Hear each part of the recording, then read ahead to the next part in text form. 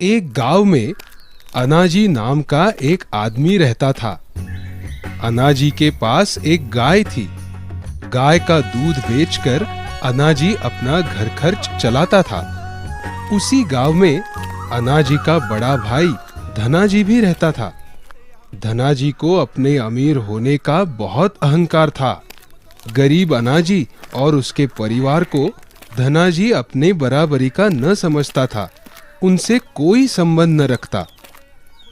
एक दिन अचानक किसी बीमारी से अनाजी की गाय मर गई। अनाजी और उसकी पत्नी को इससे बहुत दुख पहुंचा। वो गाय को बहुत प्यार करते थे।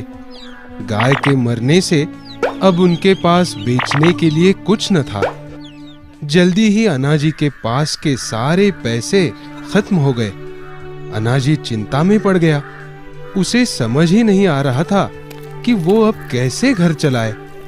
अनाजी की पत्नी ने अनाजी से कहा, आप अपने बड़े भाई से जमीन का हिस्सा क्यों नहीं मांगते? हमारी जमीन में मेहनत करके हम अपनी रोजी रोटी कमा सकते हैं। वैसे तो भैया हमसे कोई संबंध नहीं रखते, लेकिन तुम कहती हो तो मैं एक बार उनसे बात करके देखता हूँ। अनाजी धनाजी के घर पहुंचा। उसने अनाजी को अपनी बुरी हालत के बारे में बताया और जमीन में अपने हिस्से की मांग की। तुरंत धनाजी भड़का, वो जमीन सिर्फ मेरी है। पिताजी उसे मेरे नाम कर गए थे। मैं भला तुम्हें क्यों दूं? मगर भैया, पिताजी की दी हुई जमीन में हम दोनों का बराबर का हिस्सा होना चाहिए। आप ये तो सोचिए, अगर मुझे अपना हिस्सा नहीं मिला तो मैं और मेरा परिवार खाएंगे क्या? उससे मुझे कोई फर्क नहीं पड़ता।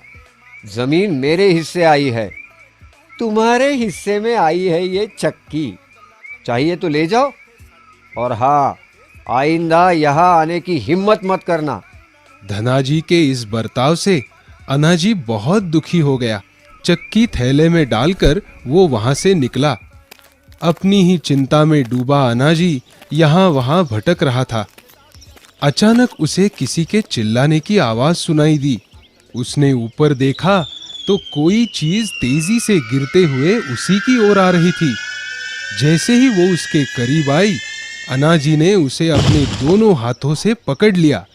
वो कोई चीज नहीं बल्कि एक पूरा का पूरा आदमी था। आसमान से टपका था। अरे अरे, कौन हो आप और कहां से आए? मैं एक जादूगर हूँ। अपनी छतरी लेकर आसमान में उड़ रहा था। अचानक मेरी छतरी टूट गई और मैं गिर गया। अच्छा हुआ तुमने मुझे पकड़ लिया, वरना मैं ऊपर ही पहुंच जाता। कोई बात नहीं जादूगर जी, मैं किसी काम तो आया, वरना आजकल तो मैं बेरोजगार ही घूम रहा हूँ। ऐसा क्यों कह रहे हो? क्या बात है? फिर अनाजी ने सारी कहानी जादूगर को बताई। अब आप ही बताइए, मेरे पास अनाज ही नहीं है तो मैं इस चक्की का क्या करूं? कहीं बेच भी नहीं सकता। मेरे पिताजी की आखिरी निशानी जो है। कोई बात नहीं, कोई बात नहीं। तो ये चक्की है तुम्हारी। लो, अब ये हो गई जादू की। मतलब? अरे अब ये कोई मामूली चक्की नहीं, ये एक जादुई चक्की है। इससे तुम जो मांगो मिल जाएगा। क्या आप सच कह रहे हो? मुझे तो विश्वास ही नहीं होता। कोई बात नहीं, तुम्हें विश्वास भी हो जाएगा। बताओ, तुम क्या खाना चाहते हो? मैं? कितने दिन हो गए मैंने पेट भर के चावल नहीं खाए। मुझे चावल चाहिए। अनाजी के ऐसे कहते ही चक्की में से चावल निकलने लगे। अनाजी ये देख खुश हो गया। उसने पेट भर के चावल खाए। चक्की से अभी भी चावल निकल ही रहे थे। अब बस हुआ, और नहीं चाहिए। हो गया? अच्छी बात है। इस चक्की को बंद करने के लिए इस पर एक लाल रंग का कपड़ा डाल देना, ये बंद हो जाएगी। अनाजी, इसे लो और अपनी सारी जरूरतें पूरी करो। आपका बहुत बहुत धन्यवाद। अनाजी चक्की लेकर घर वापस आया। उसने अपनी पत्नी को चक्की के बारे में सब बताया। अनाजी और यीशु अब बहुत खुश थे। उनकी तो सारी चिंता ही मिट गई थी। अब वो जो चाहते चक्की से मांगते और जादुई चक्की उनकी हर इच्छा पूरी करती। अनाजी चक्की से गेहूं, चावल फल, सब्जी आदि चीजें मांगता। उनकी जरूरतें पूरी होने पर वो बची हुई चीजें बाजार में बेच देता। देखते ही देखते अनाजी अमीर हो गया। उसने अपने लिए एक बड़ा घर और खेत खरीद लिया।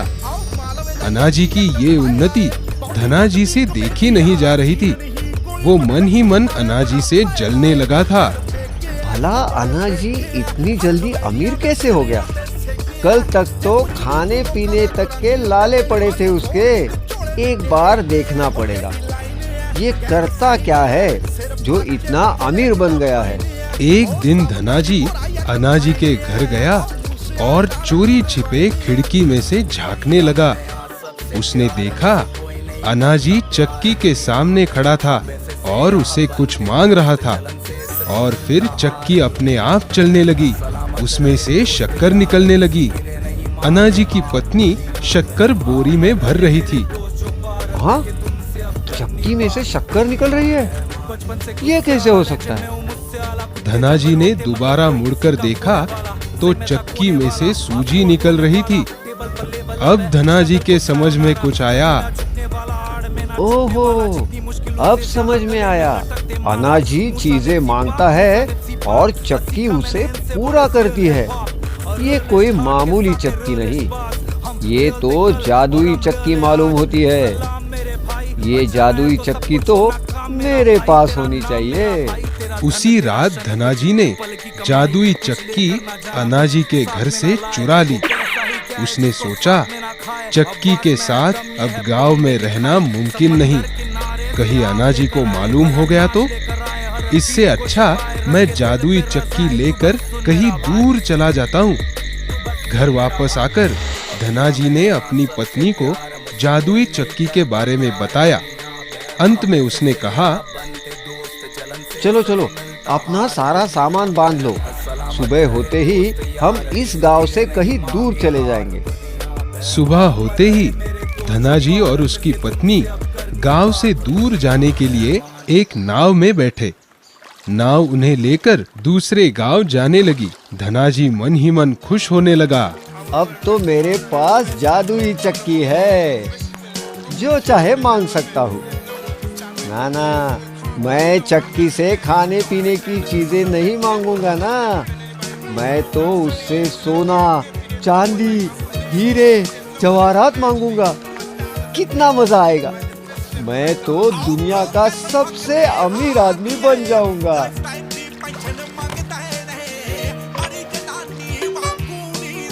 अजी सुनते हो, सुबह जल्दी जल्दी मैं सब्जी में नमक डालना ही भूल गई। अब नमक कहाँ से लाऊं? बिना नमक के खाना मेरे हलक से उतरेगा नहीं। अरे कोई बात नहीं भगवान, अब भी नमक हाजिर करता हूँ।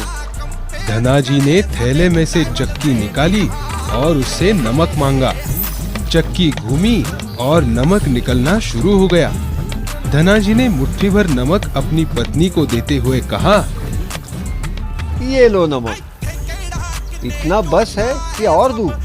अरे बस बस, सिर्फ नमक थोड़े ही खाना है। बस हुआ, और नमक नहीं चाहिए।